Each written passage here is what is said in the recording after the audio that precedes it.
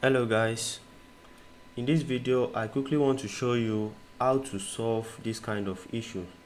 So maybe you are trying to install or you are working with any NPM package and you are trying to install with NPM, and maybe unfortunately you come across this issue, NPM error, blah blah blah, the operation was rejected by your operating system. A complete log of this will be found here. So if you check this here, you are going to find the error log. So what you can do is to run the command as an administrator. So this is how I'm able to solve this kind of issue.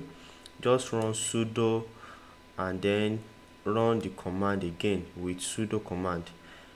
It will prompt you for your system password. So once you put in your system password, you should be able to fix the issue.